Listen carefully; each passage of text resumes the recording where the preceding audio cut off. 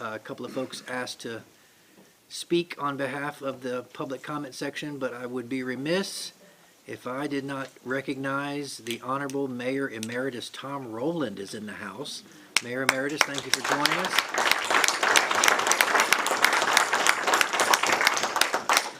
Mayor, I was introduced as you this morning already once at Main Street. Should be. It should be, yeah. And I said, that's an honor. So thank you. But the first item on the special presentations, Mr. Fivas, I'll defer to you. It is the proclamation for the Cleveland Regional Jetport. I think the award-winning Jetport Director, Mark Fiedler, is here today as well. All right.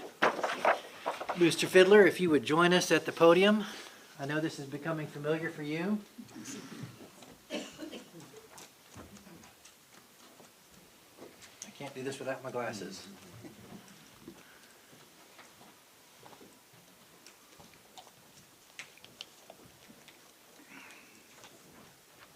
Mayor, I'm glad that you're Got up here, Mayor? I'll stand right here. You stand right there. Mr. Fiedler, Mayor Emeritus Rowland, it is with great pleasure that on behalf of the Cleveland City Council, we present to you this proclamation. And the actual day of the proclamation is the 25th, which is the exact 10-year anniversary, but we don't meet on the 25th. So we're meeting today, and we're recognizing the City of Cleveland's 10-year anniversary of the Cleveland Regional Jetport, which officially opened January 25th, 2013. Constructed on 290 acres to replace the Harvick Field Airport, closed in December of that same year. The Jetport is one of the city's greatest assets with its award-winning design and modern features, including an 8,000 square foot terminal, now a 6,200 foot runway, and setting a new standard among general aviation jetports nationwide. Whereas in 2014, the Tennessee Aeronautics Commission named the Cleveland Regional Jetport Airport of the Year. Express our appreciation for the dedication and hard work of Jetport Director Mark Fiedler to make the Jetport the success that it is today. In celebration of the 10th anniversary, we would also like to recognize former Mayor and City Council, Mayor Emeritus Tom Rowland, Councilman Charlie McKenzie, Councilman Bill Estes, Councilman David May, Councilman David Hughes, Councilman Richard Banks, Councilman George Poe, and Vice Mayor Avery Johnson for their dedication to make the Jetport the award-winning success that it is today. We'd also like to recognize the very first Cleveland Municipal Airport Authority charged with the task of making the Jetport a reality. Those members at the time were Linda Bolt, Lou Patton, Mike McCoy, Leroy Reimer, the late Jim Sharp, and Darrell Norwood. And the current Airport Authority members for their hard work and follow-through with the vision of the Jetport, and special thanks to the very generous donors that made contributions to the project that made this dream come to a reality. Now therefore, as Mayor of the City of Cleveland, on behalf of the entire City Council, we do hereby recognize you today, the 23rd, but actually the 25th, the actual Cleveland Regional Jetport 10th Anniversary Day, and we ask all of our citizens to celebrate the milestone in Cleveland's history. Congratulations, Director Fiedler, and Mayor Emeritus Rowland. The floor is yours for whatever comments you would like to make, sir. Well, it's a rainy day, I remember that. Yeah, age before beauty, that's probably correct. Thank you, everybody. This has been a long journey. 10 years ago. Wow. And we made a lot of enemies, made a lot of friends too, but I think we made more friends than we had enemies. But it was a long battle, and we're great to see it happen. And it's going to continue with more progress under his leadership. He was Airport Manager of the Year, and also he brought about the title of the Airport of the Year. So congratulations to you. Thanks, sir. Mark, would you like to say anything? On behalf of the Cleveland Municipal Airport Authority, family and friends, it's my pleasure to receive this honorary proclamation in celebration of the 10th anniversary of this tremendous facility that Cleveland's been blessed with. We sincerely do appreciate the support that we've received from this body, the citizens of the fine city, and look forward to continued development in the years to come. Don't get open house. Yes, the house is coming Very Wednesday. Wednesday? Wednesday. We'll be there early. 2 to 4. Would've missed it. Thank you, Mike.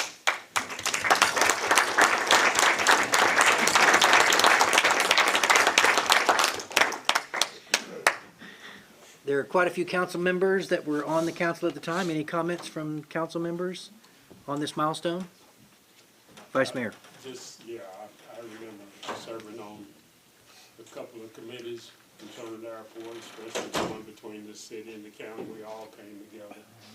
And then finally, the mayor appointed the airport authority to see what they could do about getting an airport. We didn't even have a safe airport. I flew out of it one time, and I remember hearing the pilot talk about the trees at the end, so we're gonna have to cut the trees at the end of the runway.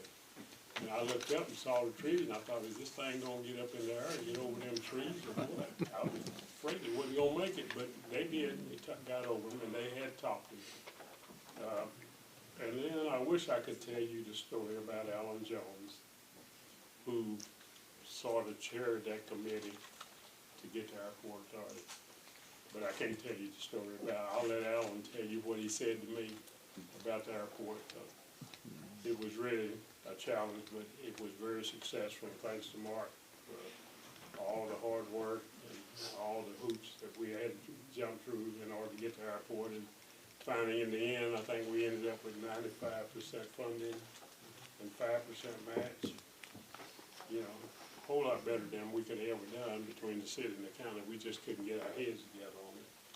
But it's a very beautiful airport, very successful, and congratulations, Mark.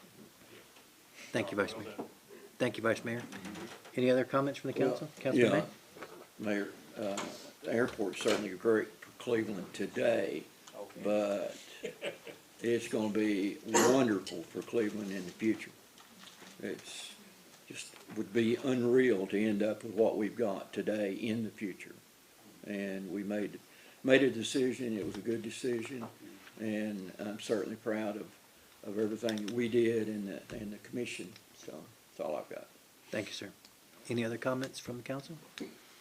Again, Director Fiddler, thank you, congratulations. We will see you Wednesday. Mayor, maybe, I know that S&K Foods discussion is coming up next with Mr. Berry. I'd love to hear Mr. Berry's thought on the airport in his role, because I know it's so key, and he has a different aspect on the last 10 years as that comes. So Certainly. if that's all right. Certainly.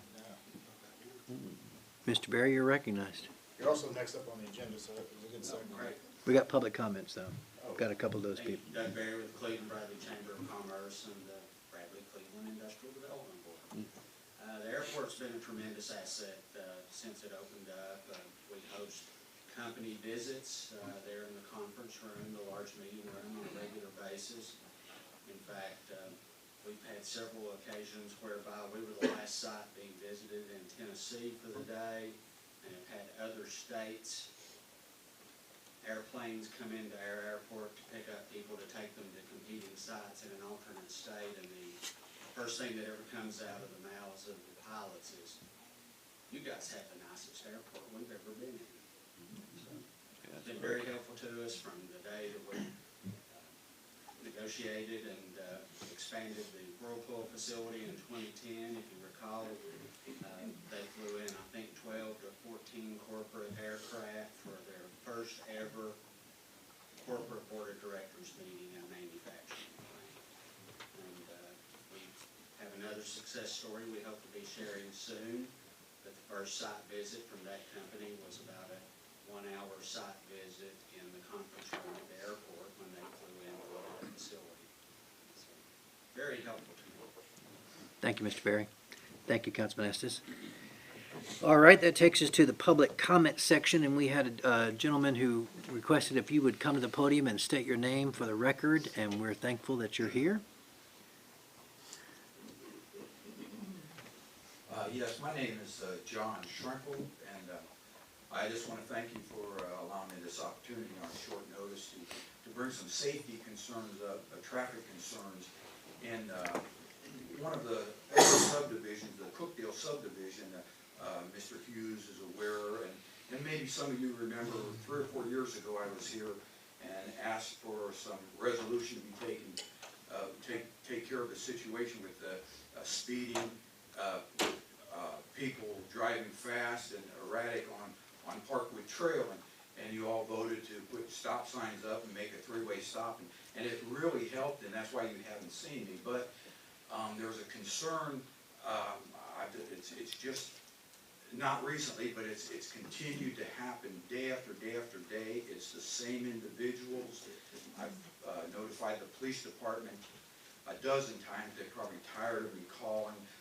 I've been kind of the spokesman for the neighborhood because nobody else wants to come out and make a scene, but people are driving way over 25 miles an hour on Parkwood Trail.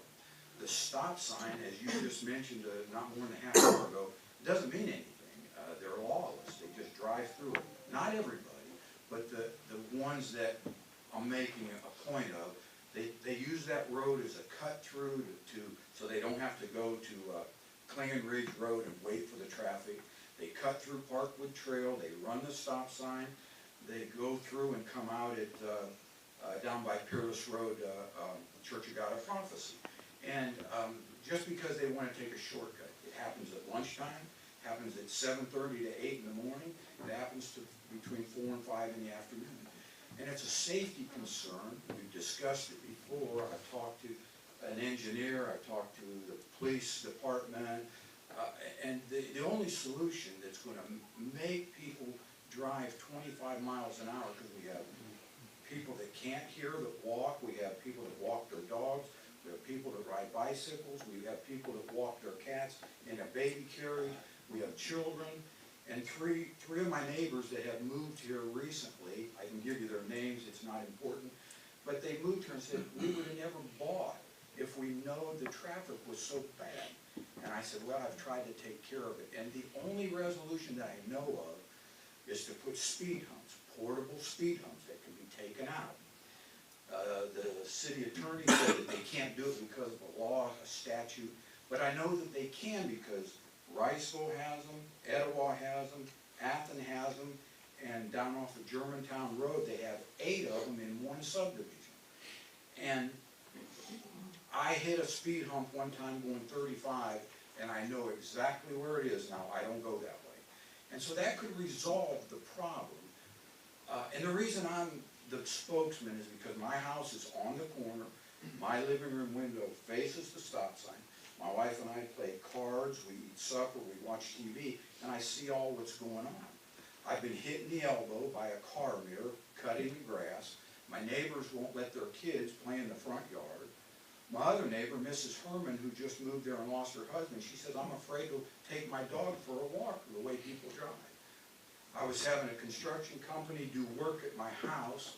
There was a cement truck there, the contractor's pickup, and cars just run the stop sign and act like the cement truck wasn't there. And I'm thinking, what if one of these guys walks around the side of their truck and they get killed?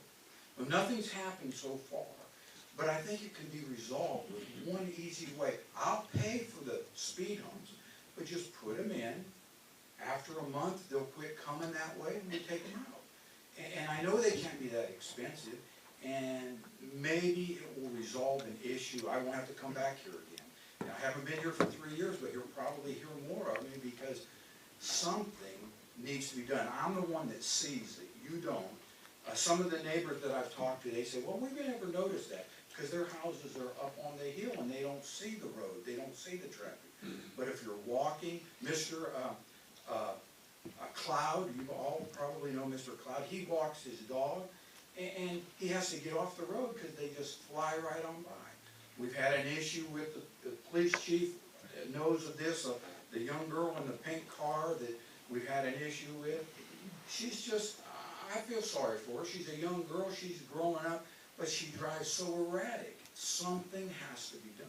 It's not everybody, it's a handful. One of the individuals lives on Davis Drive. I can't confront him, I'm too old to be doing this, but it's the same people. They see the stop sign and you point and say, and they give you this one finger high sign and they just keep right on going every day at 10 to 8 and 4:25. So it's getting on my nerves, and that's why I'm here today. I just think it could be handled, and if you lived in my house, I have a nice house, I pay nice taxes, I take care of my yard, but I look at the stop sign, I would have never bought there. I would have bought 2 houses down or something. So maybe you can address that at one of your meetings. Maybe Mr. Hughes can help there because he got the stop signs put in, and they helped. I want to thank you for that. They helped considerably. You don't have to come to a complete stop. It makes you slow down, and that's what we want is people to drive slower in the neighborhood. So I want to thank you, and maybe if Thank you. something could be done, I'd appreciate it. Thank you, Mr. Strankel, for coming. Councilman Hughes, your name was called. Any comments? Well, I've talked with John. John on several occasions. And, John, you mentioned the speed humps. And, you know, if we start doing that, we're gonna have to do that in every neighborhood would want a speed hump. So that's probably not the best route to take. But you have 3 stop signs there. You've got a dead end going one way. And I would suggest that Mark, our police department, he said some of the same neighbors are the ones who are speeding through the neighborhood. If you could meet with him and talk about a car being placed out there to kind of monitor the traffic, and I think that would help some. You mentioned 2 neighbors to me that constantly speed through there, is that right? Yes. So those folks can, you say the same time every day, 10 to 8 and 20 after 4? Same time every day. Yeah, okay. Well, we'll monitor that for you. Thank you, Councilman. I think Yes. Mr. Fivas had a response as well. Yeah, I agree with what Mr. Hughes said. We will certainly work with the police to be there at 10 to 8 and see what we can find. We do have a city policy on speed tables, and we'll assign that to our engineer, and they can do a review of the policy and just see how close it comes. If it's a hard standard to make, you might not have enough traffic in that area to meet that. So, but we'll certainly do some due diligence. But I can guarantee you that we'll have someone over there looking for people at 10 to 8. And if you give us their names, we're happy to talk to them as well. All right. Thank you, Mr. Strankel. Mr. Fivas, that's a great segue to the city manager's report, which is agenda item number 2.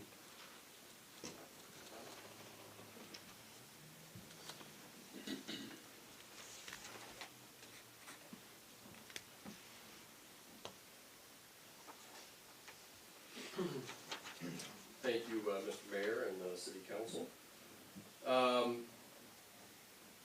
Mark, did you say everything you wanted to, or do you want to say some more? Yeah, I think you wanted to give a little bit of where we've been, and just kind of talk a little bit more about the jet work.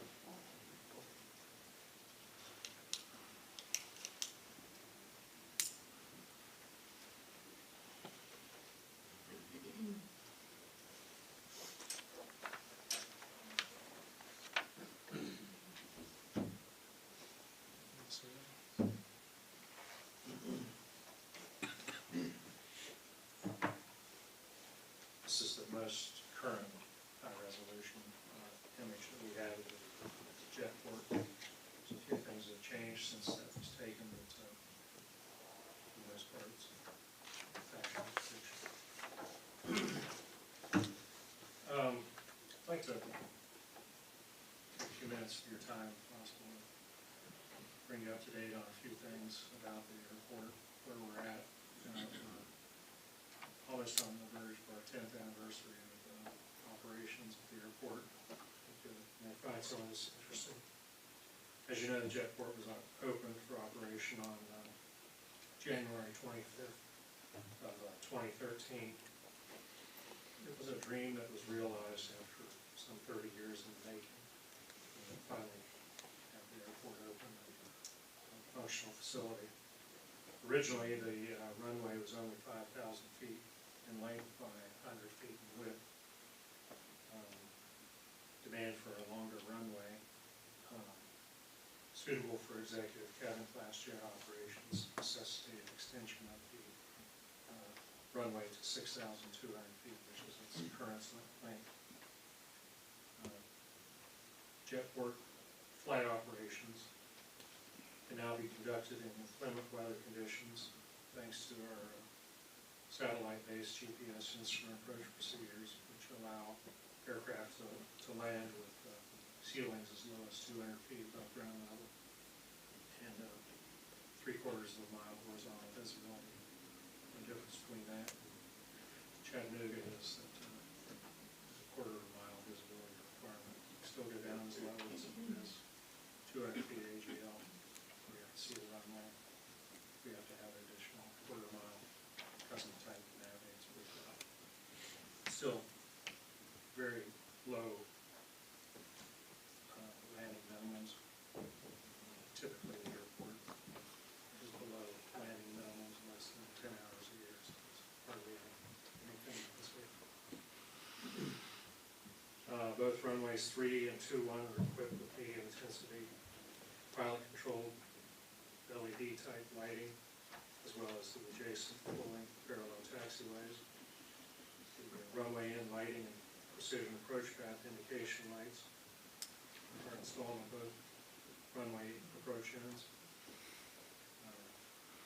As Mayor Brooks said a few months ago, we were named the airport year by the Tennessee Aeronautics Commission in 2014. Currently, we have 66 aircraft based at the jetport. That breaks down to 7 jets, 56 piston or turboprop aircraft, 3 helicopters. There are 40 T hangars to provide aircraft storage for recreational flying customers, currently yielding $147,012 per year in revenues. We have 14 private hangars for storage of sorted corporate aircraft now on the field, with 3 more hangars, 2 of which are on the ground and ready for erection, soon to be completed.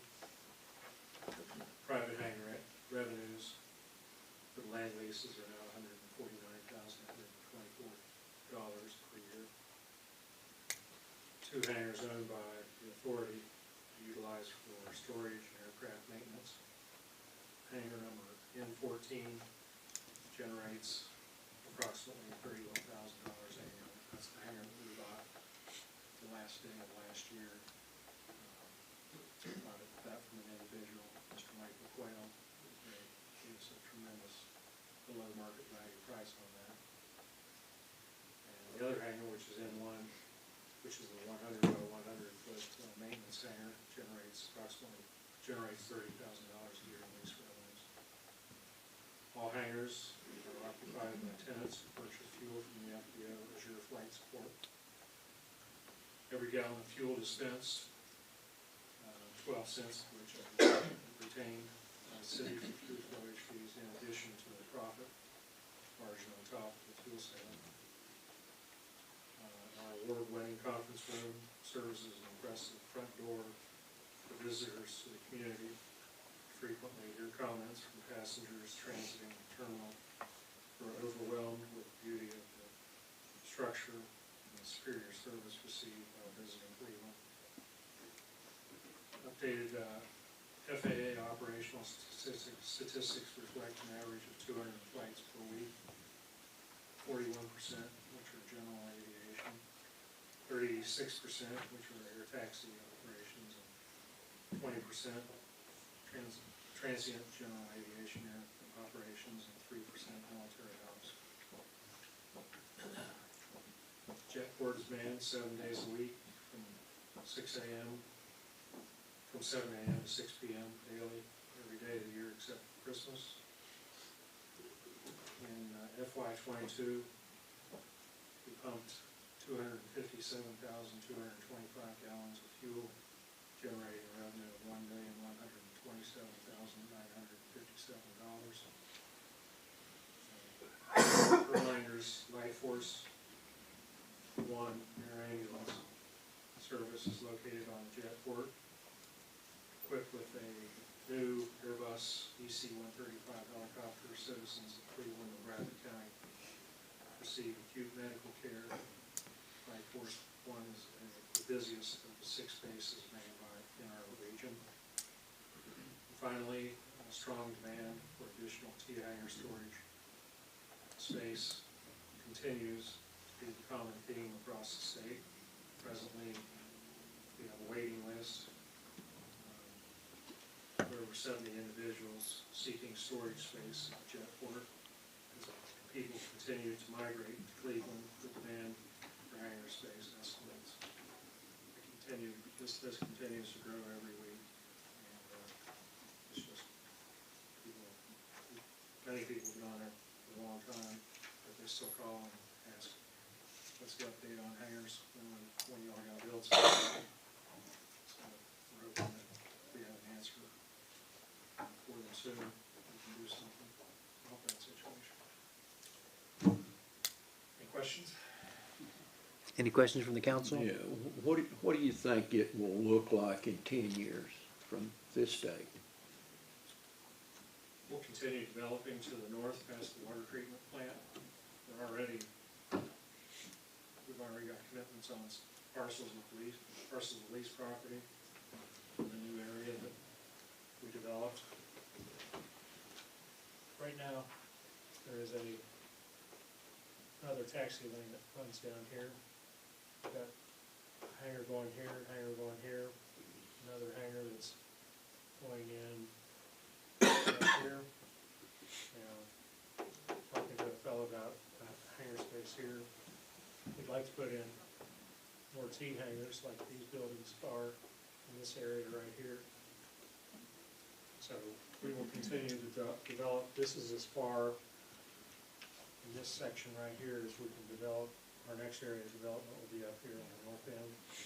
And after that, we'll have to start moving down here to the south end of the field. As far as, I think the traffic count, actual number of aircraft utilizing the airport will continue to increase as it has. There's no reason to believe that anything will cause a deceleration in the rate at which we are growing now. Frankly, I think we'll be in a situation in not too many years where we'll have a hard time accommodating the needs of the tenants, because we'll be out of land again. So, If we built 30 new hangar spaces, do you think we could fill those? T-hangars? I can lease them today. No ifs, ands, or buts about it. I'm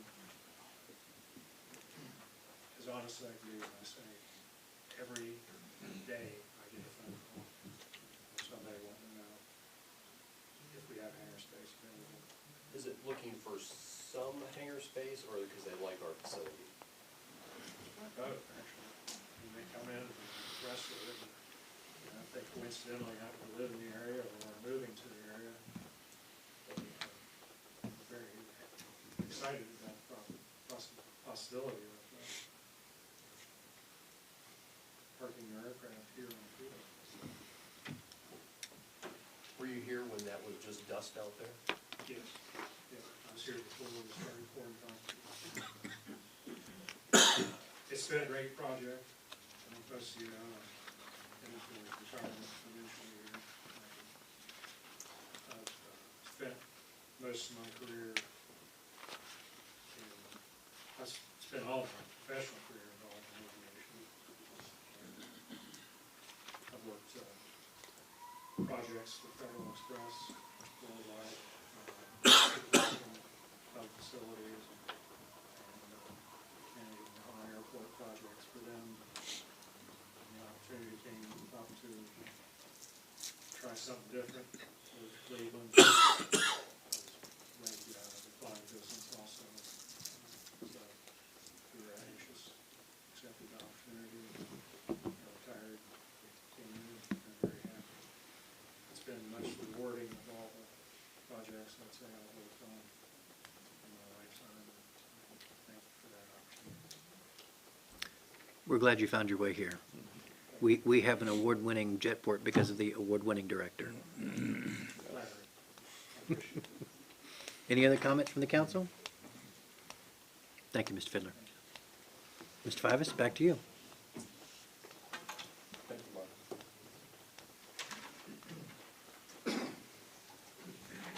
I thought that was pretty good, since I forgot to tell him on Friday he was supposed to give his presentation.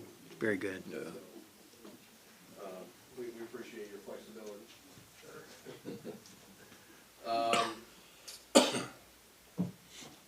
Okay, let's talk about SK Food Groups. We were all there with 150, or many of us were there with 150 people. As the commissioner announced, the SK Foods Group, $205 million, 845 jobs. You know, there's literally 100 people in Cleveland, including all yourselves, that had, were on the front lines of trying to do your part and to make that happen. But I really think we need to take a moment to really thank Doug Berry for spending day and night, literally for the last 6 months, toiling over this and doing the rest of his job. You know, and in between there, I think you had hip surgery, or hip replacement. Sure did. I don't know if I'm supposed to say that or not, but, Is that a HIPAA violation? but I really think that we're blessed with someone that wakes up thinking about Cleveland and Bradley County, and if you're not part of just the endless calls with consultants and the problems, and you know, dealing with staffers like me and elected officials like you, and trying to put all the pieces together so that we can announce the largest investment in the history of Cleveland. And I really think that we should thank Doug and give him a round of applause for just what he did.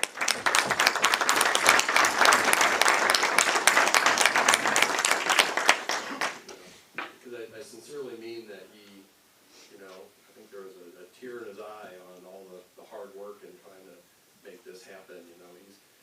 You know, we've all been there. You know, we have the Spring Branch Industrial Park, and no one was moving in, and when's this gonna be done? And, you know, the mayor jumping on him and putting pressure on him, like, which is his job. And me doing the same, and it's really an amazing sight, and we just appreciate that, because I think with that project that we met all of our benchmarks for that industrial park. We have actually, with this project, when it finishes up, will have exceeded their estimated capital investment on the park as a whole, which was originally projected to be about $250 million. And we will be at $360 million roughly between Cannon Automotive and that project. We're about halfway there on the jobs that we thought we would get in the parks. But we still have places to sell. We still have 6 sites to sell and 1 building to build.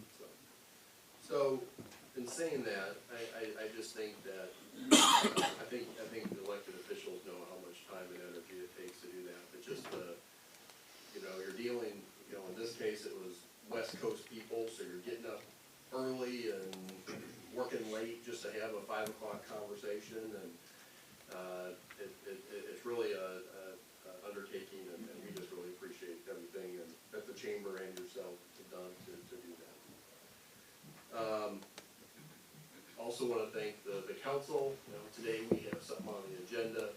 We'll talk about, we have a pilot agreement that does give some incentive to the largest investment in the history of Cleveland.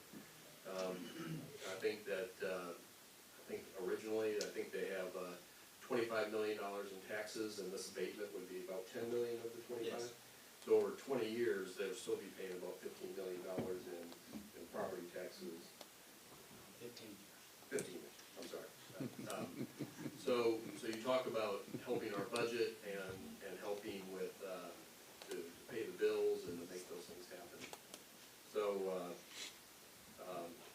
you know, Doug still hasn't asked the question where he's gonna get 845 employees. But that's the next question after you land it, so. Build and they shall come. So, does any council members have any questions on that project, or any statements, or anything that you wanna say on that project? Joe, I would want to thank Doug for having meetings with all council members individually. And then not only all council members, but all commission members. And letting us ask questions and learn, become more knowledgeable of the process. And he did that, and I appreciate it, Doug, spending that time. Thank you. Yeah, Councilman May? yeah. Doug, I appreciate you keeping us informed. I mean, you know, we knew exactly when we should do something, what we should do, and like Dale says, able to ask questions. Communications with you is great, and I appreciate every time I meet with you. Thank you. Councilwoman McKenzie? Yes, I'd just like to say that I'm thankful too for your hard work and what you've done to make Exit 20 and the industrial park a really nice place for Cleveland, because it's the first entrance to Cleveland, and that you have provided us with real quality businesses coming in. You work hard, and I know you do, and I appreciate it. I think I'll follow up with just to the city at large. I was most impacted by the president and CEO of SK at his comments. He said we looked at 60 cities, and it was Cleveland, Tennessee, and its people that made the difference. And I thought that was an overwhelming, good report for the city of Cleveland and the citizens therein.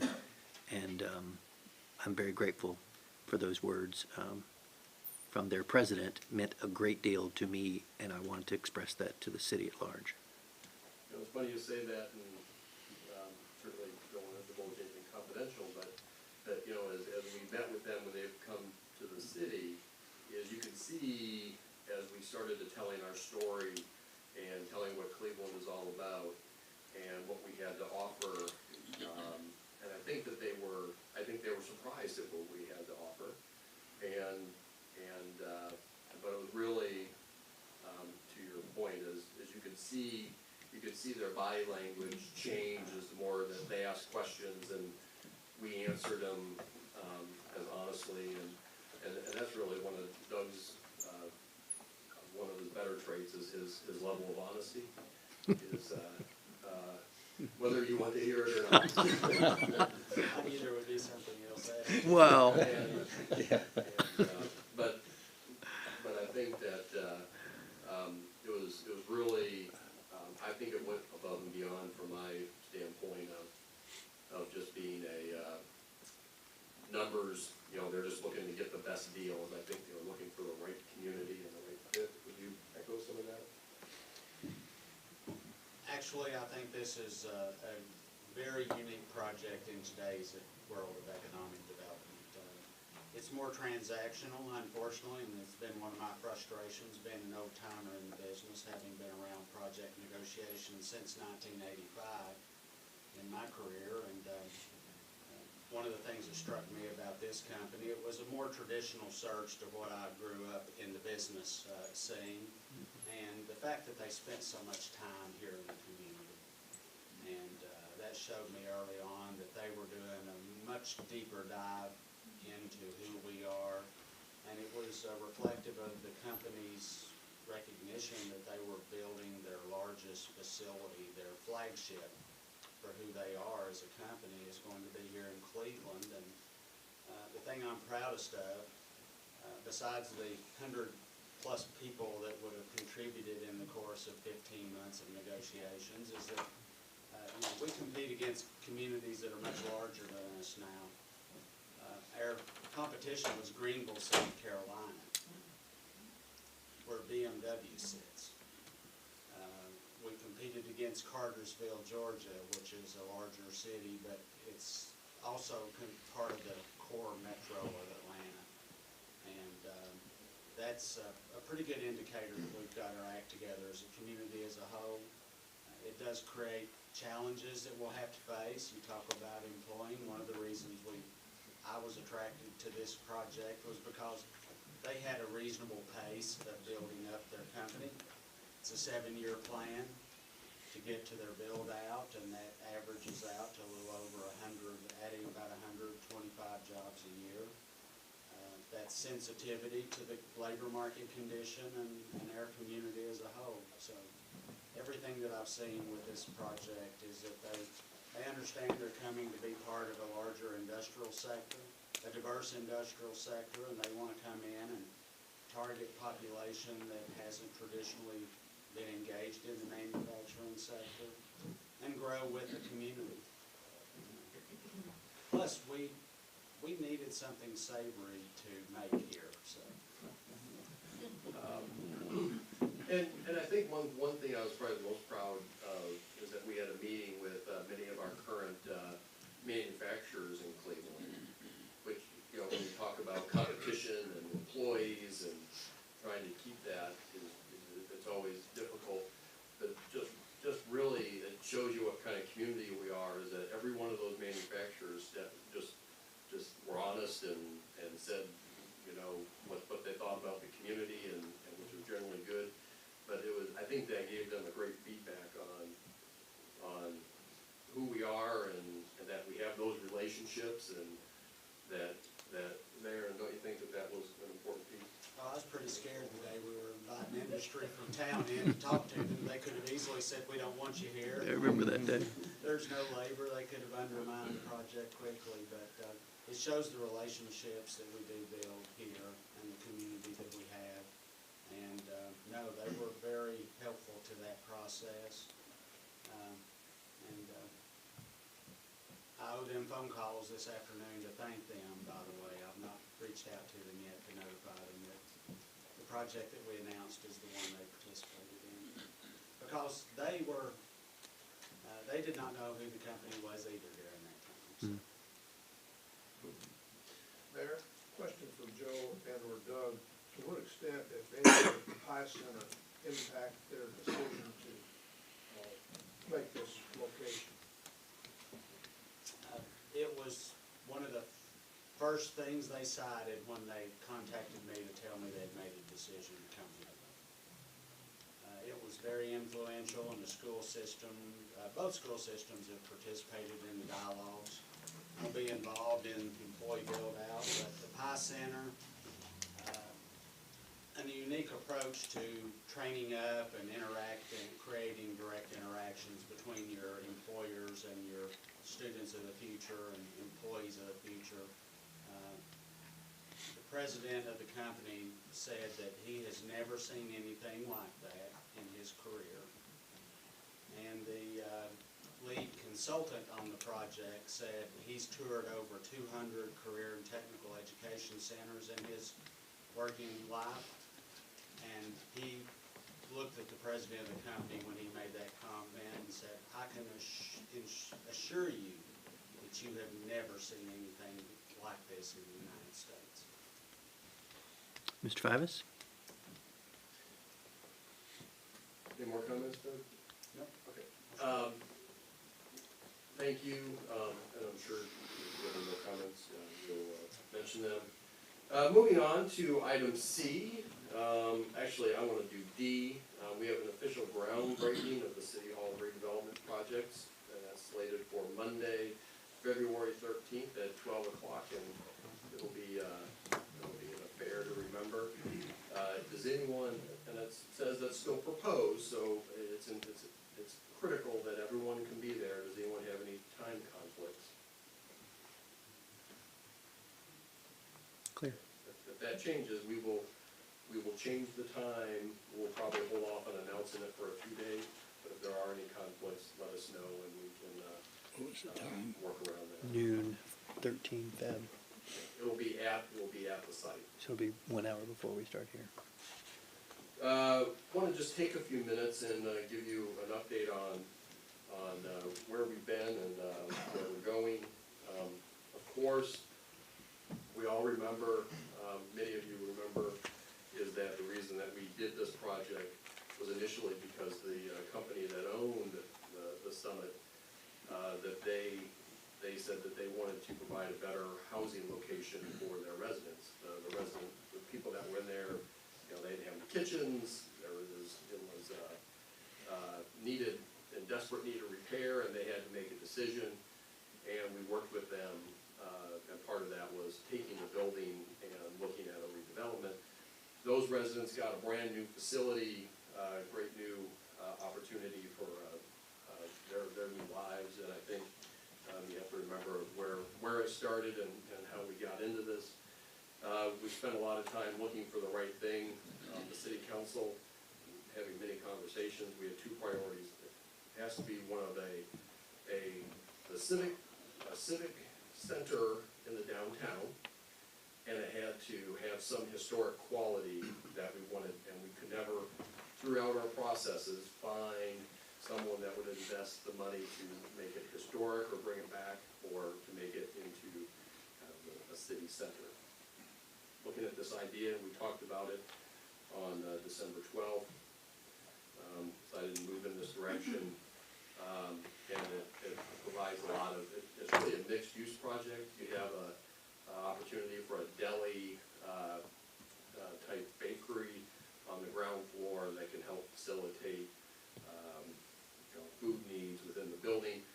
Everything's already there. It has a hood, has a commercial hood, has that.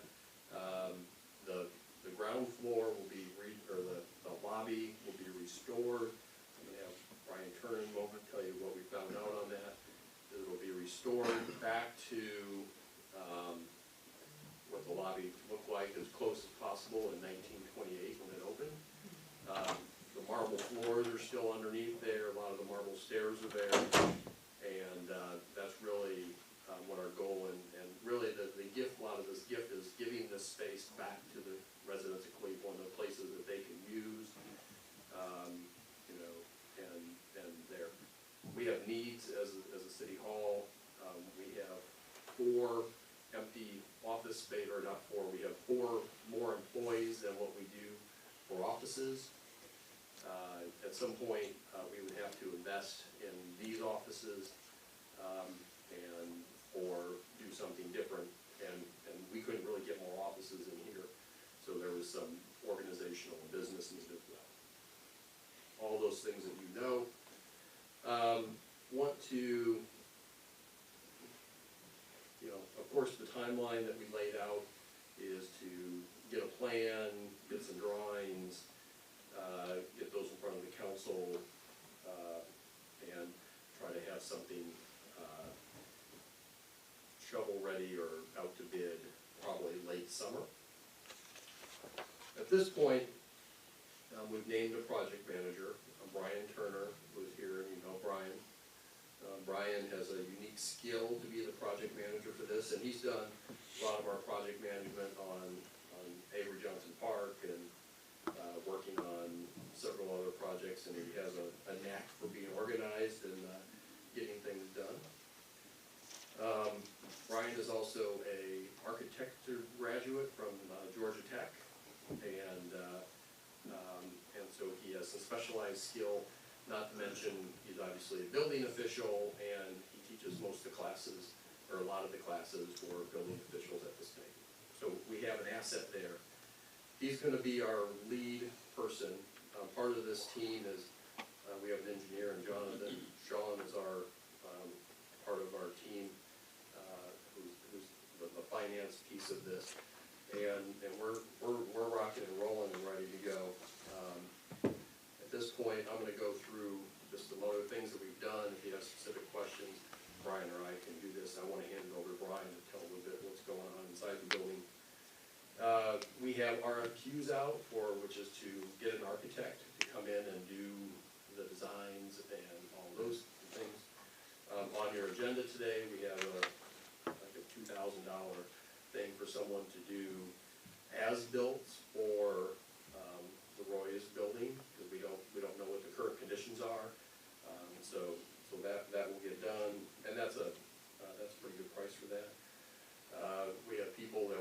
asbestos quotes, we're getting ready for a demolition plan, to be able to bid that out. Brian's gonna talk about some of their investigation. We are scheduling meetings with all the departments and staff that will be there to hear what their thoughts are on the building, so we can start putting together a framework of what our needs are, and obviously planning the groundbreaking. And we're also working digitally parallel, or at the same time, on Johnston Park, trying to get that up and going as soon as possible. We would like to be able to work with Main Street and have some type of event in the new Johnston Park for Christmas. Fingers crossed, we're hoping to make that happen. And there's so many cool things about this, but before I steal Brian's thunder, I'm gonna invite him up. That he's been doing a lot of really cool investigative stuff, and he's gonna tell you a little bit of when they started to uncover stuff and what's there from a historic standpoint. Brian, why don't you come up and do all the fun part? Hey, good afternoon. So yeah, we've been going in and sort of selectively trying to peel back some layers to see what we can find. Started peeling up some floors and seeing what's underneath.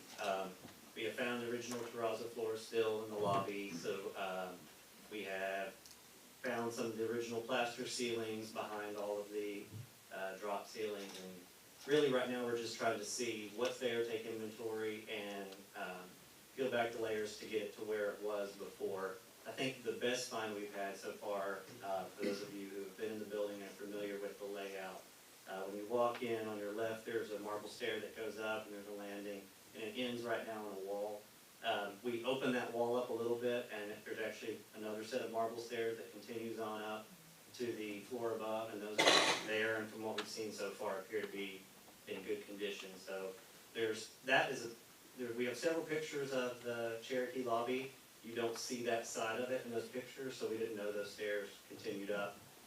So that was a good find. And really, right now, we're kind of just poking in selectively before we get the big stuff and start really peeling stuff off and seeing what condition everything is in. There was a mezzanine level on the lobby that when the residents went in, they built a false floor up on top of it and raised that floor level up. We've dug into that a little bit, and the original floor level is still there and intact, so we'll be able to use that. Found a lot of tongue and groove wood, so well, there's a lot of good things that we're finding over there, and still a lot more to uncover. So. And the walls in the floors? Yeah, and I think some of you we've talked about this too. There's the clay brick walls. When it was built, it was advertised as being a fireproof building, so the construction has a lot of this clay brick as the wall construction. Those are in good shape. We'll be able to work with the architect to develop a layout that saves, I think, a lot of those walls. And there's an economy in keeping as much of that as we can, especially since it's original and appears to be in good shape from what we've seen. So, Any questions for Brian? questions? Any questions for Mr. Turner? Thank you. Thank you.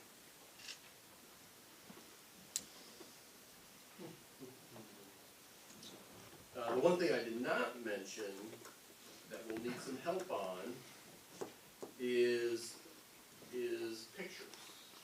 You know, we're working with, or we'll be working with the library, the historical library, looking at newspapers to find out anything, different perspectives, photos, whether it was a party or whatever.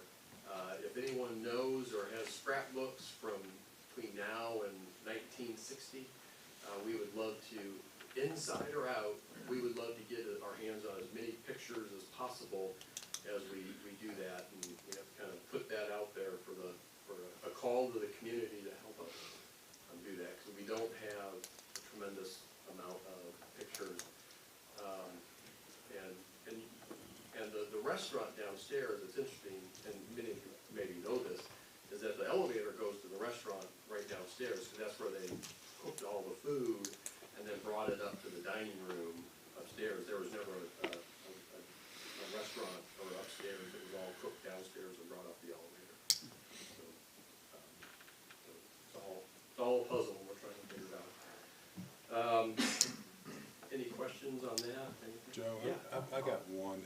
I think from a public interest, they're wanting to know how the funding is on this, and I encouraged, some people I've spoke to is ARP money, it's federal money from the COVID. $6.2 million is using towards this. It won't be so much these taxpayer money at this point in time. But the money funded from federal is the one that's going to redo this. I think a lot of people are not aware of that, so I just wanted to make sure that that's publicly announced out there, so people will be aware of it. Yeah.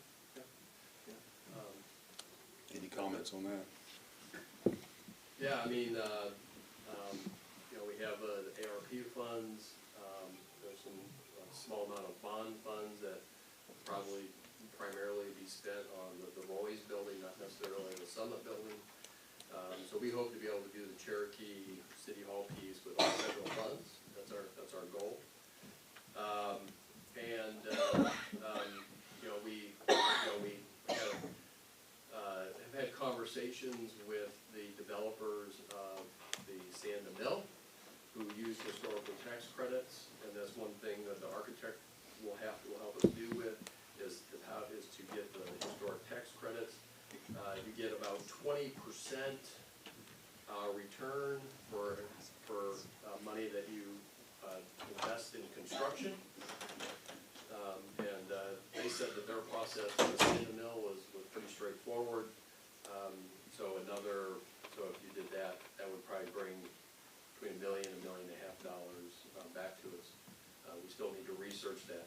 Now, there is a caveat that depending on, that there could be things that might be more expensive to do that, but we've been assured that that wouldn't necessarily be the case. But we're looking into that, and bringing in those federal historic tax credit funds would be a benefit to everybody if we can make that happen without a whole bunch of pain. Mayor. Councilman. Joe, the federal tax credits, that in order to take benefit of those, we have to turn around and sell them on the open market. Is that correct?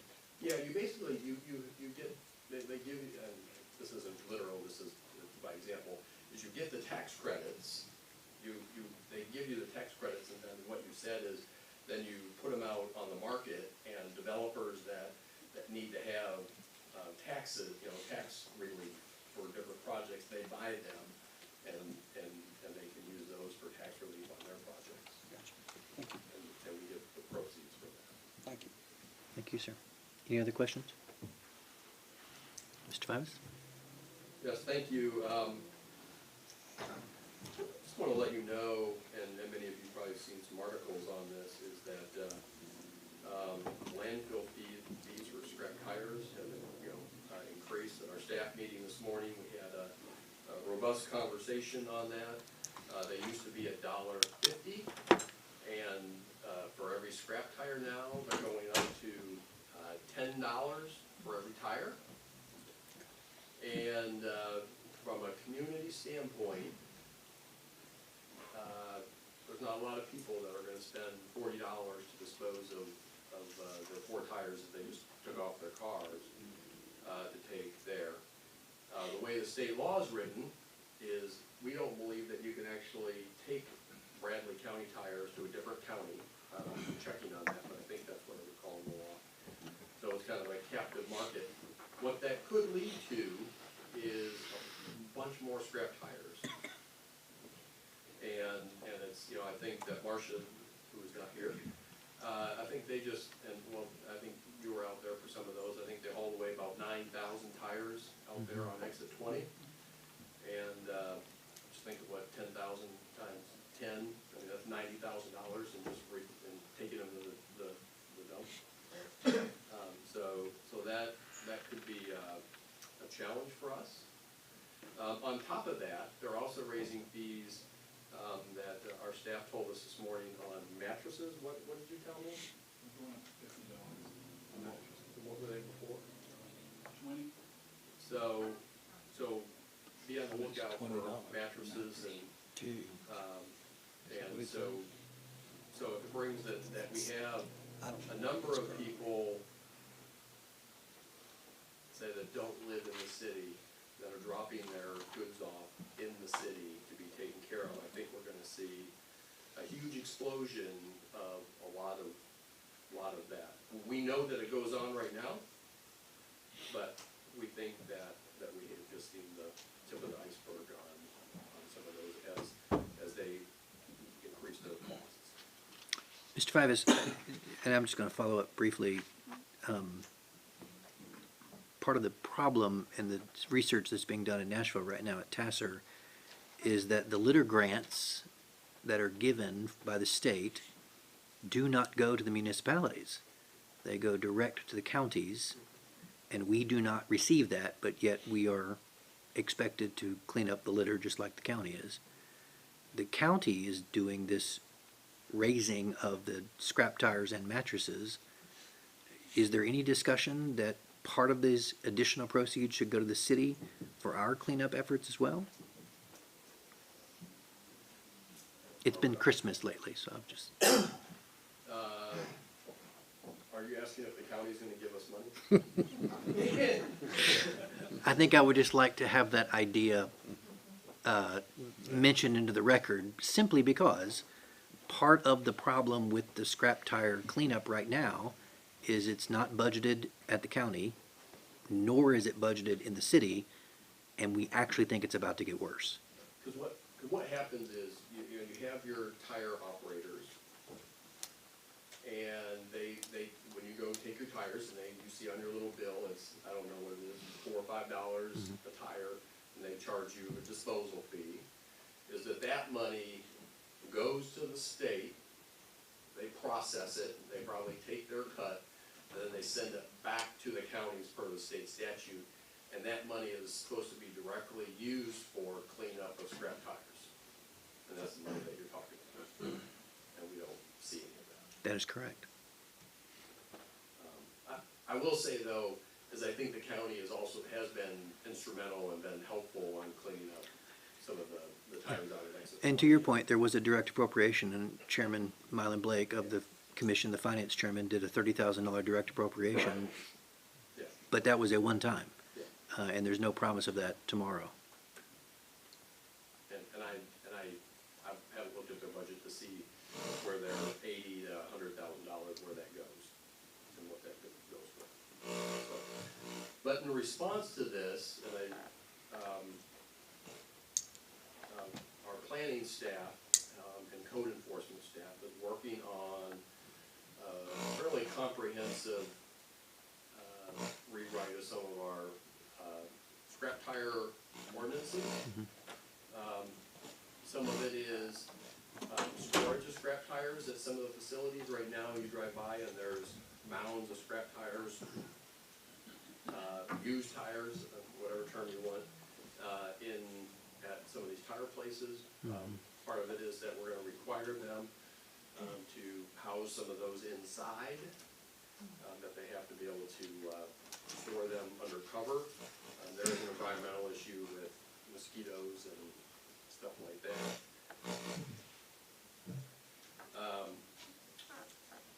We're also looking at regulating haulers, people that, so that our police department, that you have to have some type of sticker if you're a registered hauler, and we're not talking about the people that have two tires in the back of their truck, but the people that have huge amounts of them, is that they have to keep a manifest of where they're getting tires and where they're going.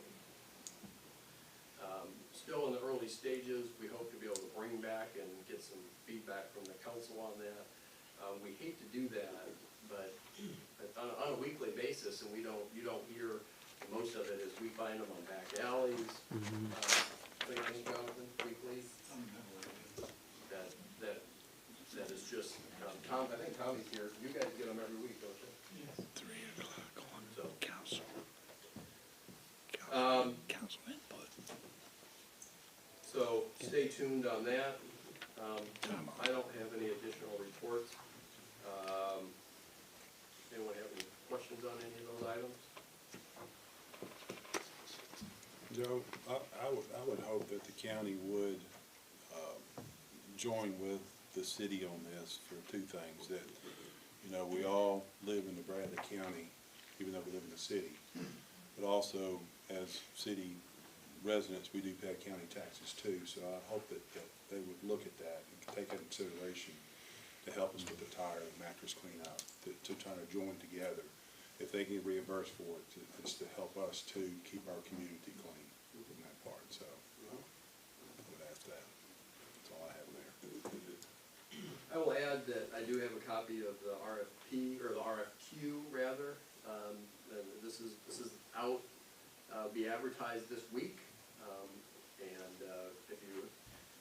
If you know any architects, tell them to be on the lookout for doing that. You know, obviously, we're looking for people that have experience with historic buildings, but someone that wants to work on an aggressive timeline is also at a premium as well. And it's available for anyone to look at if you want to. With your approval, Mr. Mayor, I'll go to review of the agenda. Absolutely, yes, sir.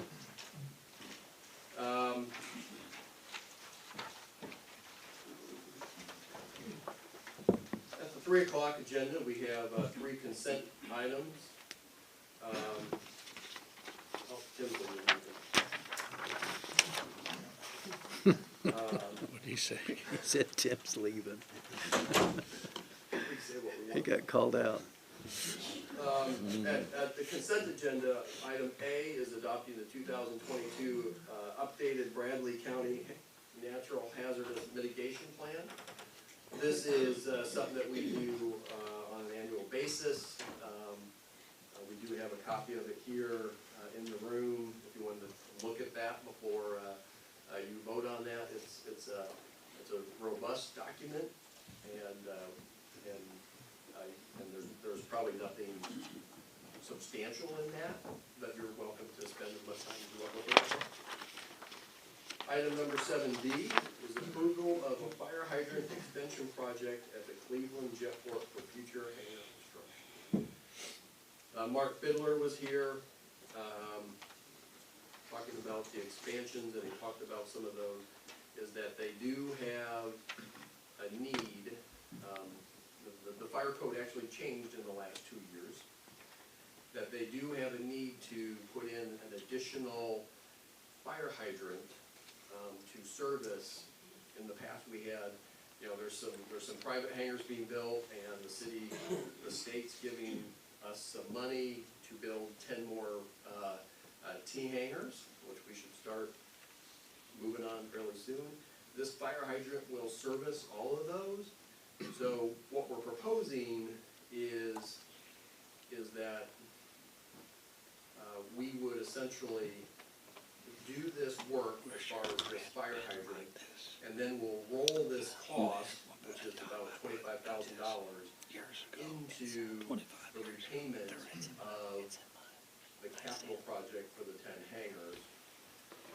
Essentially, there's lease revenues that they get.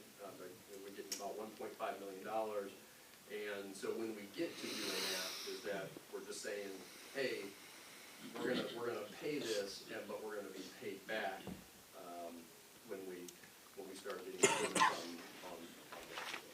So that's all you're voting for, is just kind of a future IOU that they owe us, and we'll put that into action when we start getting our federal money and that project going.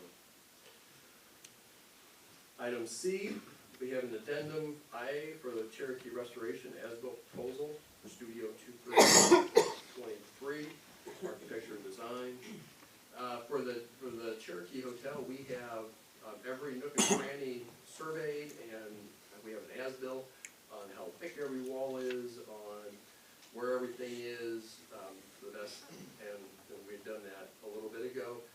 For Roy's, we have to do that same thing, because that's essentially you create the CAD file, and then they start moving walls and doing their CAD stuff. But we need someone, I think that's $2,800 on to do that, which is a good cost for that project. Studio 323 is a local company. I think they're actually, I think they're still housed at the windmill. So they're great to work with.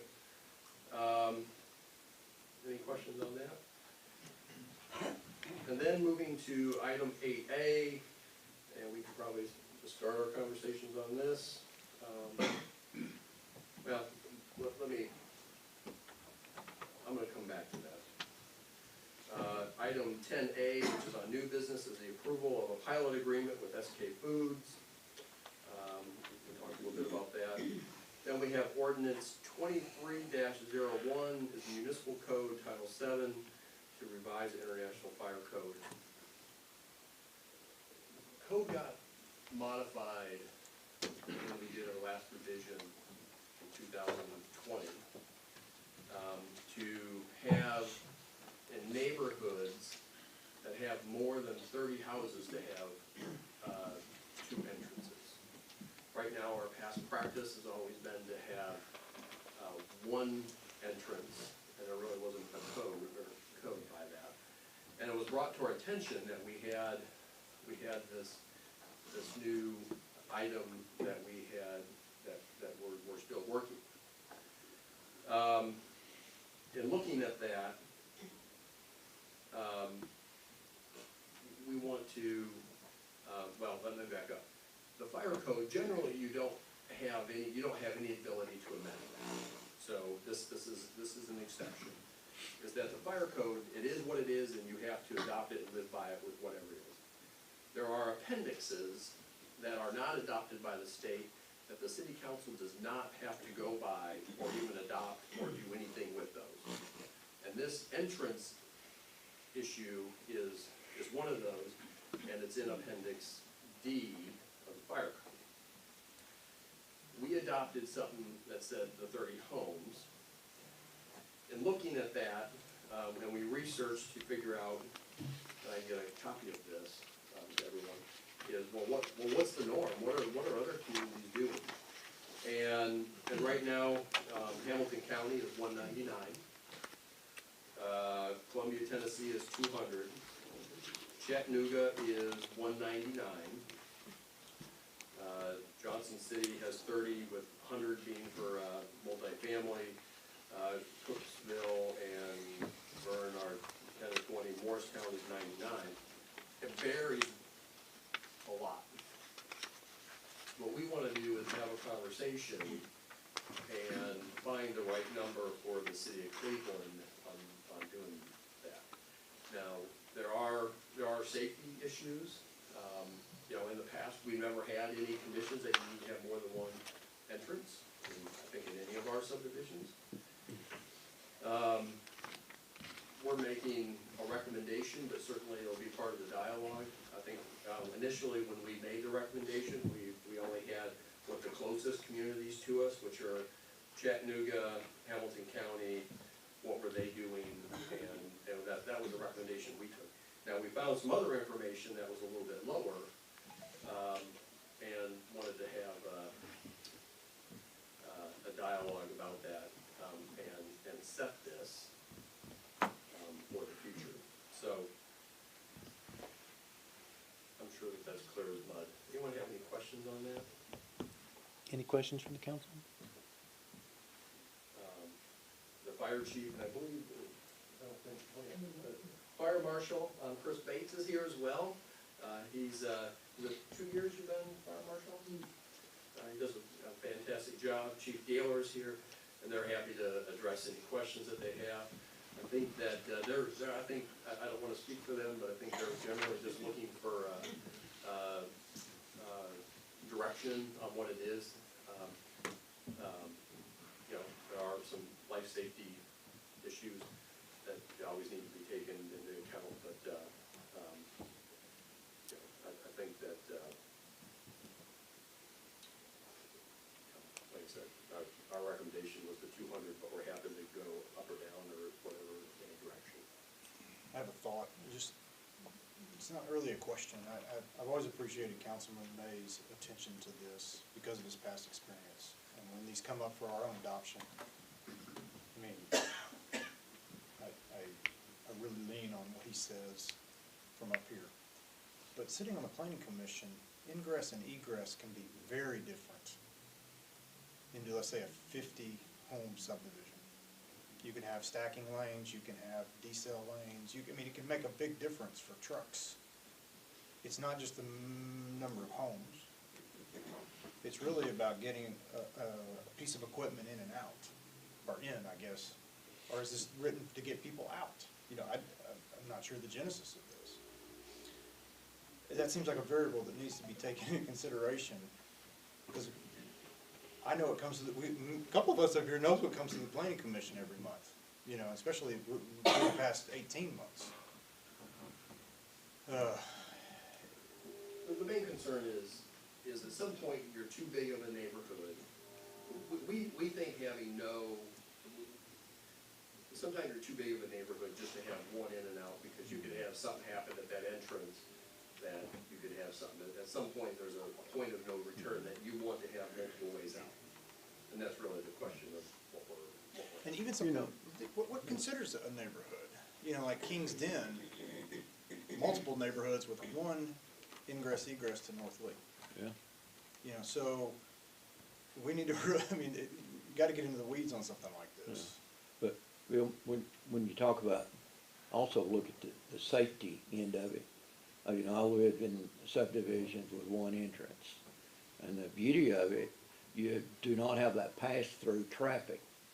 So usually the traffic you've got in that development is they either live there or they're going to visit someone. I've lived in subdivisions that had 3 and 4, and you've got people taking shortcuts, and the traffic ends up being a safety factor. So, you know, trying to balance out. Yeah, it's a lot of variables is Yeah. all I'm asking, and I don't want a number to be arbitrary. That's why we just picked what. Yeah. Picked on arbitrary, okay. Yeah. You know, and this may take some more, what I would,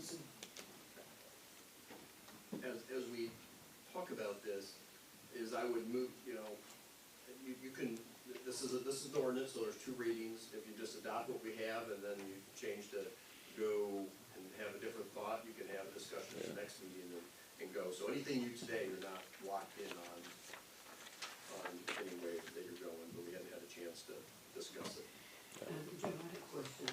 Would it not also be important where this particular subdivision is? I mean, like, subdivisions have a lot more traffic, which might make a difference in how many entrances or exits there should be in a subdivision? Yeah. Not just how many houses or. Well, let me qualify one thing, is that we're talking about just the bare minimum. The planning commission, this is not saying how many entrances you have on any subdivision.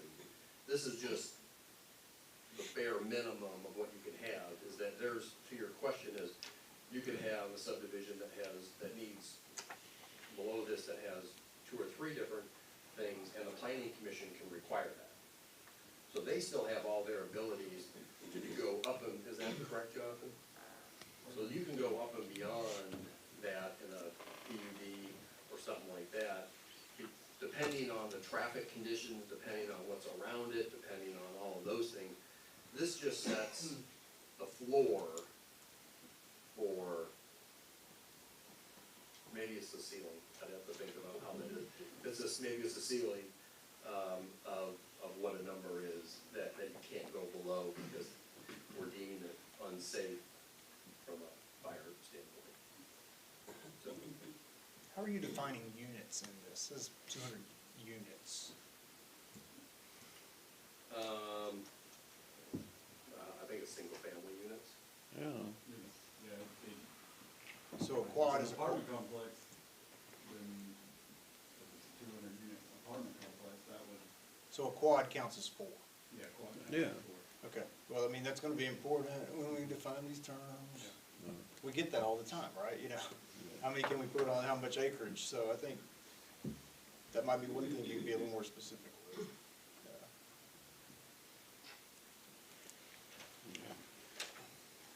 All right. Y'all need to come join me on the planning commission. Y'all have gotten really soft. I started there. Oh. Well, and going back to, item 8A, 775 Raider Drive, and I'll hand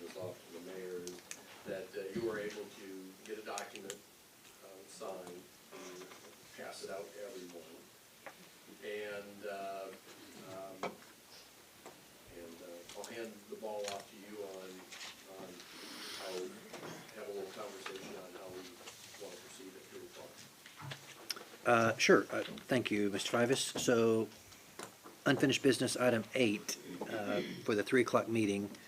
You have before you the signed sales agreement from Cleveland Developmental, or Development Enterprises. And that was delivered last week and signed on 21 January and delivered back to us and distributed earlier. I also understand that there was a motion made by the Cleveland City School Board, which could also be considered at the 3 o'clock meeting. So I will leave it up to the members of the council how you would like to proceed. But 2 meetings ago, there was a request for a letter from the seller of the Raider Drive building. We received that letter. At the last meeting, there was a request for a sales agreement to be signed, and we've now received the sales agreement. And so it is now in the purview of the council. And any further discussion that you would like to have.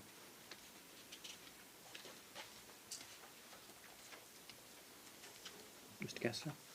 Mayor, I'd like to, we've been through this thing quite a bit already, and I would like to put it on as a vote on a 3 o'clock meeting as new business. We move it down to new business, we just keep it unfinished business.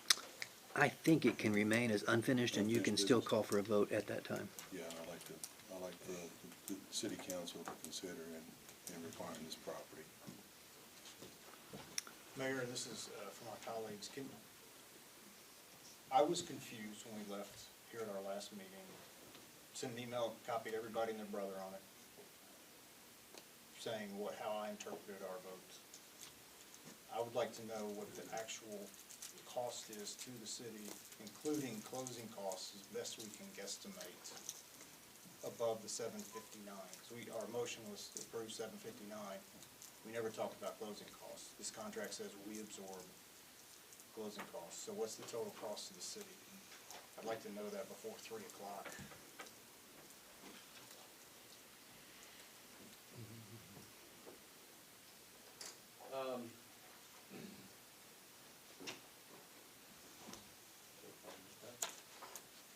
Y'all have that, I mean, Even if you could ballpark it, I just don't know.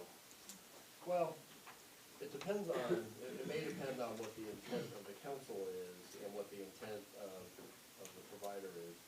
You know, in section 3A, it talks about the purchaser shall pay any and all remaining closing costs, including any escrow and closing fee costs. That may or may not include the back taxes. That the 2022 taxes, I don't believe, have been paid on that. And then there's another piece, so there's an open question, and that. Then you have kind of a question of, can you find it? That in order for the seller to give us clear title, is that they would have to clear their taxes before they can give us a title to do the closing, correct? You've all bought a piece of property before in your home. You all know that generally taxes are prorated to the date of closing, okay? The last time anybody checked, the 2022 city and county taxes on this building are not paid. They're not past due. They're due, you know, when the bills go out, and they're payable without penalty until the end of February. So what y'all need to decide is, if you have standard purchase contract for a dollar amount, in the absence of an agreement to the contrary, the taxes are gonna be prorated to the date of closing, which means those taxes for the period of time that are unpaid will go to their their side of the closing statement. So it reduces what they get at closing. Does that make sense? Y'all wanna, okay? So if y'all wanna pay the unpaid taxes in addition to the purchase price, you ought to make that clear in whatever motion you make. If you expect the seller to pay those 2022 city and county taxes, you ought to make that in whatever motion you make. It's not that difficult. So it's only 2022? City and county, and I can get the amounts for you. No, I'm not, I liked the way Councilman Hughes said, no, let's just meet their number and not have all of that. I appreciated, that kind of made it much more clean 2 weeks ago. I'm just trying to get, when you go to closing. In order for any seller to deliver good title to you, they have to clear the lien of the tax that is on the property. That's why taxes, they're a priority lien on any piece of real estate. And the purchase agreement we have in front of us, It says, what Mr. Fivas was reading, I think, says taxes are prorated to the date of closing for the year of the closing. Okay. That's 2023. The taxes that are unpaid are for 2022. So my suggestion to you is, y'all decide amongst yourselves, if you, to make it clear in your motion, if you expect the taxes to be paid by the seller, just state that in your motion. Whatever those I can get you the dollar amounts, that takes a couple of minutes. If you don't already have it. But I assume they're still unpaid, they weren't paid the last time I looked, I had to check recently. That's gonna be the majority of your items on the closing statement. The other items are relatively small, cost of the deed preparation, cost, the closing fee for Mr. Henry's office who does the closing. If you buy title insurance, that's an expense for you. Typically, when the city makes an investment of this nature, you would buy title insurance to insure the title that you're getting, and that's a fee to you as the buyer. There are other small costs, but the biggest item is the 2022 city and county tax. I would like to know that number before 3 o'clock. That's Okay. easy to get. Thanks. You want the taxes? Sure, it's 17 and 15, but we'll give you the exact. Oh, no, that's good enough. I mean, bought some 32K. Yeah. Okay. You're asking for the closing costs plus taxes, But but he said closing costs were minimal, you know, the deed, the filing, the prep, Yeah, couple but- three.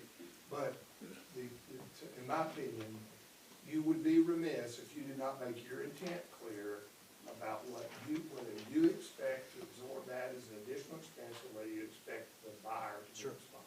So, And here's how that happens at closing.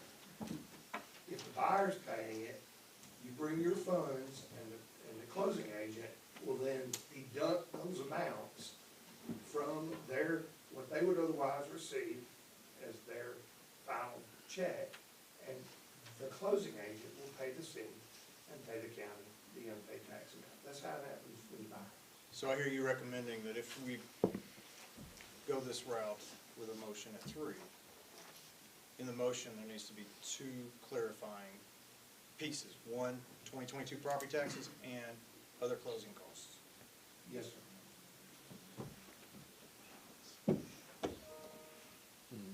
All right. Did the motion that was voted on, did it not ask that the school board bring back a letter of intent? I was in a second.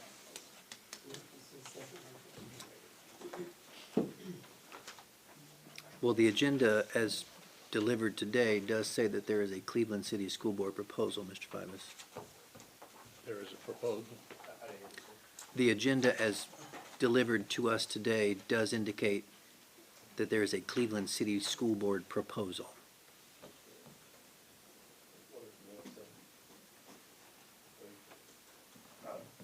This is your minutes, you haven't approved, it says, excuse me. Councilwoman McKenzie moved that Mr. Fivas, Dr. Dyer, and the city school board develop a proposal of their intent for 775 Raider Drive to be provided at the next city council meeting to to possibly clarify and help the city council know how to proceed with the building. Motion was seconded by Councilman Cassada.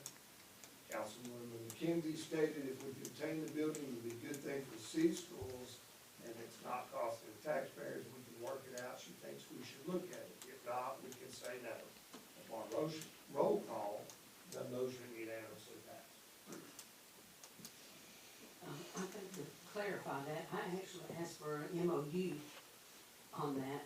I noticed it wasn't in the minutes, but I think in our discussion, I did ask for an MOU. Something in writing, not just a proposal.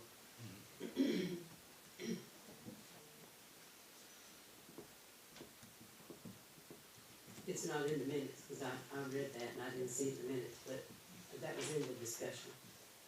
But I asked for that. Yeah. You can amend the minutes if you wanna.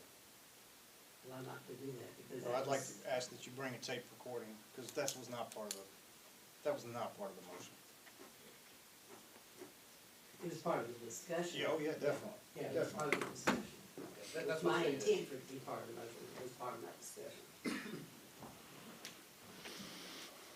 So as printed, Mr. Fivas, is there anything from the Cleveland City School Board that you are going to present to the council at 3 o'clock?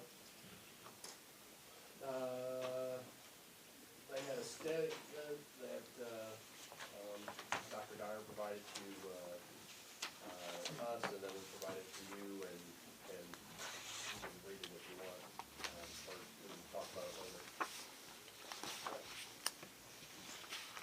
Desire of the council, is it to be read now, or would you like to have this at the 3 o'clock discussion? Okay. We will have that at the 3 o'clock then, we could get that distributed.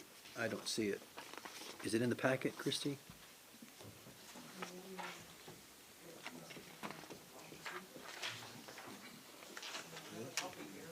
If we could get that distributed for the 3 o'clock meeting, and then we'll enter that into the record for 3 o'clock. Any other comments or questions about item 8A, unfinished business from the council? I had a question about, Yes, ma'am? page 5, 21, offer and acceptance, because it says if this offer is not accepted by 5 o'clock p.m. on the 6th day of January, 2023, this offer shall be revoked. Should that be clarified? We're past the 6th. Comment on that, I just wondered. We can request for that to be clarified, but this actually was signed by the person who generated this document on the 21st. So it was not, That would automatically change that. yeah.